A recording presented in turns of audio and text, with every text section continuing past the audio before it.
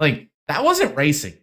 It really wasn't, man. I guess the best way I can describe it is I only enjoyed it for the fact that I went into it with the mindset of knowing it wasn't going to be racing. And I just decided I'm just going to enjoy whatever the hell this is, man. Because sometimes just watching cars just run into each other and suck terribly is just like, don't put an expectation. I guess that's what I'm saying. Just don't put the expectation on it. You're not going to have a bad time. I honestly didn't have that bad of a time. I just was laughing the whole time because it was absolutely freaking retarded. I mean, it was hilarious, dude. How could those guys leave the track that day and have respect for themselves? How? I don't know. I couldn't. I couldn't imagine. Hey everybody, this is Thomas from the Dega Boys channel, reminding you to hit the like button if you're enjoying what you're watching. If you want to see more great content like this, make sure to hit the subscribe button and hit the bell icon as well to be notified of any future videos coming out. Thanks for watching. Now back to the video. I mean, I don't know, man. There's just so many viral moments from the heats and LZQ. It's just, I don't know. It's not racing, right? It's not racing, dude. That wasn't racing. It was a crash fest, man. It was like no, that would be a good commercial. So the new Wreckfest 2 game's coming out, which I'm super excited about. We may probably most likely have a series coming up soon with some Wreckfest 2. But it's like that Office meme where Jim Halper's like sitting in the thing and he's like this and this same thing. It's like if you had the Busch Light Clash highlights and then the Wreckfest trailer like up above and below each other, that would be that meme. Like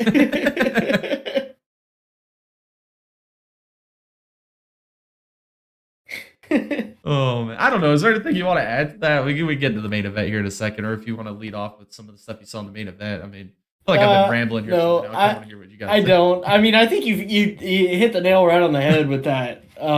Because I watched the highlights and there really wasn't anything of substance, to be honest with you.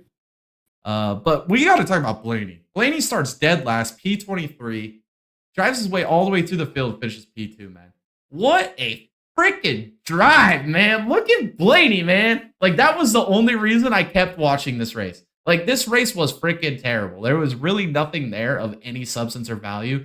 But just the fact that Ryan Blaney was just driving his way through the field, like, I think Blaney is the best short track racer in the Cup Series. I don't even think it's freaking close, dude. Like, what a freaking drive by Blaney. I mean, I counted him out, man, when he spun out in his heat race. I was like, he'll take a provisional start last. Like, he ain't gonna move through the field 200 laps. There's no freaking way. And he damn near won the damn race. I mean, God, Blaney's so freaking fun to watch, man. Yeah, you know, Blaney was fun to watch, and just watching him come through the field, you know, I think there's always something to appreciate there, right? The will to not give up, the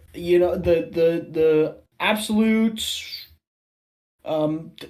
raw talent that was on display, everything that was going, the chaos that was just going on around him, he ignored it all. And he saw the bigger picture and continued on. I think there's a lot to unpack there just from Ryan Blaney's race, which was really the star of the show. Let's be honest. Because there really isn't anything else there. Half the broadcast, man, I was like, oh, God. Why is Mike Joy trying to act like Lee Diffie? What is he doing? I mean, dude, you had a 2-wide situation coming down the front straightaway, and I swear to God, Mike Joy was just absolutely soiling his underwear while putting on another Depends. I mean, that guy was just bouncing off the walls like freaking, I don't know, the Road Runner or something. I mean, this guy was just, it's like he finally read some comments on X, reading other people's comments of how bad he sucks.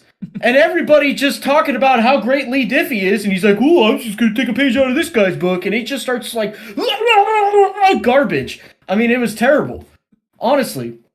Like, here's a message to Mike: GG's on a career. All right,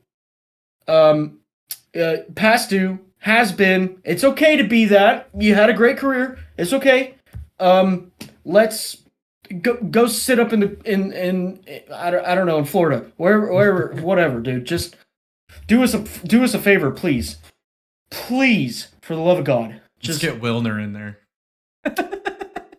Here's the other thing that happened, all right? We were mid-spin and wrecking of Kyle Larson and William Byron in turn 3, and here's old freaking Clinty Boyer talking about, man, that 12 car rolls really good through the middle of the corner.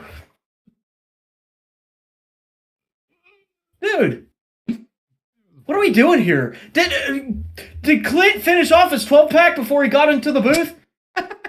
Somebody take that ID away from him or something, because good lord, man, y'all got it. And then here's freaking Kevin Harvick talking about skibbity something. I don't fucking know what the hell he's talking about. I mean, by God, we're at a freaking NASCAR race, and we're talking about skibbity toilet or something. Like, can we talk about the freaking racing that's going on? And instead of talking about another guy who's ahead of all the chaos that's going on, let's talk about the chaos. All right? Or something. Let's get a good replay. What happened? Is it just some short track racing? Is it bumping? Are people mad? Instead of talking about, man, the 12 car rolls really good through the corner. You know, to me, after I heard Mike Joy doing his Lee Diffie wannabe voice and Clint Boyer just regurgitating crap out of his mouth, I was just like, what is this? What am I watching? I mean, the fans probably had a pretty good show because they didn't have to listen to Mike Joy and Clint Boyer and Kevin Harvick. I mean, shit, I'd probably have a great time too. I'd be probably 20 beers deep, hanging out with all the idiots in the crowd too. I mean, I'd be the idiot probably, but you know, I just, man, it's almost all these people talking about turning off the volume during Lee Diffie races. Yeah, those guys are idiots. But you can stand this? This was terrible. Awful. I mean, it was so freaking bad. It was so bad. Oh, it was awful. The Bathurst 12-hour was just so much better. The British guys who covered the Daytona 24 at 3 o'clock in the morning did a better job. By himself. Yeah, he killed it. Yeah. No, let's be honest here. He was still pretty bad. Oh, he was terrible, but better than what we saw on Sunday. But it was better than freaking Mike Joy and Clint Boyer and him having a appendage measuring contest with Kevin Harvick. No, I know. I just, oh my God. Well, the thing that sucked is the camera angles. They were terrible. Like the broadcast itself was just garbage because, like, they would be talking about something. Like there would be a battle going on, right, side by side. I'm like, oh, this is cool. We got to watch this. And then they'd cut cams to a different cam to do like a nose cam or an onboard with somebody else. And then they're still talking about this battle, but we're watching this. And I'm like, what's going on right now? Like, go back to the side-by-side shit. That's what I want to watch. They had like 12 cameras. And sincerely, think about this. They had 12 cameras around a freaking football stadium. And they couldn't catch everything.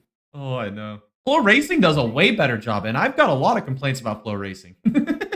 Well, let's be honest. That one Chili Bowl announcer was just awful. Man. He was terrible. I forget his name. Yeah, it's not even worth remembering, dude. It was bad. Dude, yeah. Just go back to the peanut factory, man. This ain't for you. Like, but sincerely, I mean, it was a football field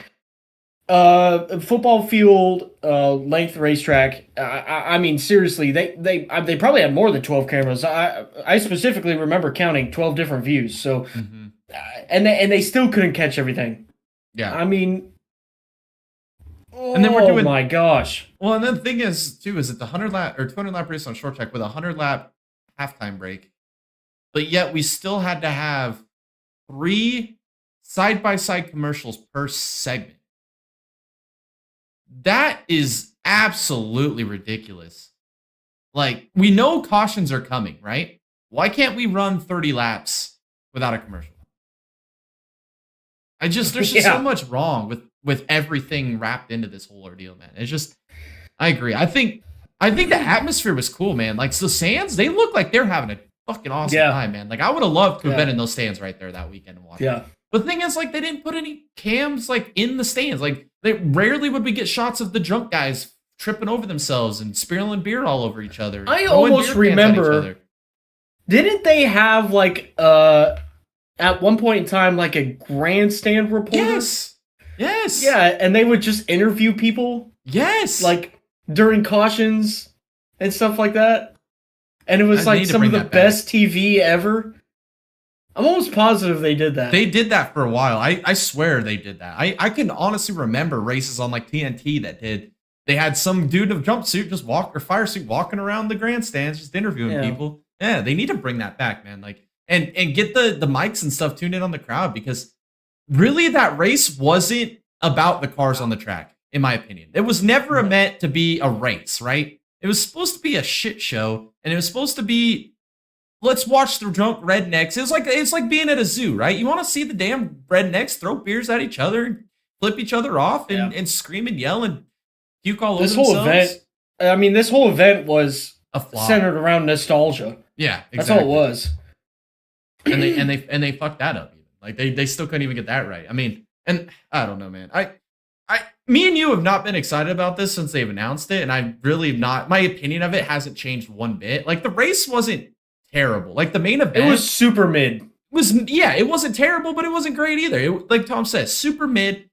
We did see legit passing without having a bump. Like let's give a shout out to, I think Ryan Blaney and SVG deserve the two biggest shout outs in this race. Those two cars were the cleanest two cars at the end of this race. And they both made lots of passes and didn't have to wreck people to do it. Like Blaney, I think he only moved one guy the whole race, and that was Denny Hamlin late when he knew he had to get by him because he was going to lose touch with Elliott. Other than that, he drove from 23rd to 3rd without touching a single freaking car. SVG finished, 9th? Didn't run over a single car, didn't go a lap down. I mean, what a great race by SVG too, man. And that's what I wanted to see. We got all the crap and bullshit, which I expect, so I let all the Del Yeah fans kind of enjoy that part of it. But I don't know, man. The tire wasn't terrible. I mean, I felt like there was enough tire save. Like you could tell they were saving tires for the first 60 laps, 70 laps of each stint, which was good to see. I like seeing tire saving.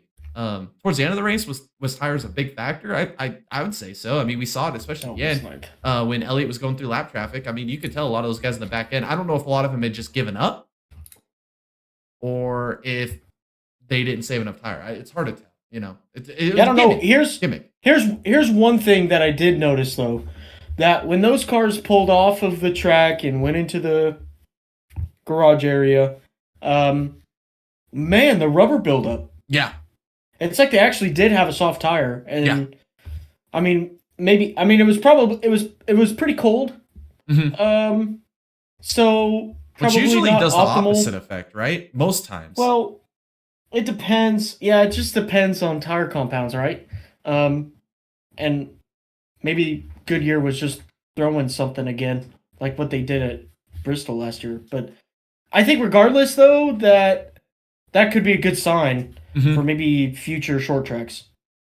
No, I agree. I think that's the only positive I'm really taking out of the whole weekend is the fact that I think the tires, I think they're getting closer to where they need to be. There's still a lot of improvement, but I feel like we're getting a lot closer than we have been. We already know the solution, Jay. We do. Know it. Yeah. They did it. They did it in Bristol last year, Spring Bristol.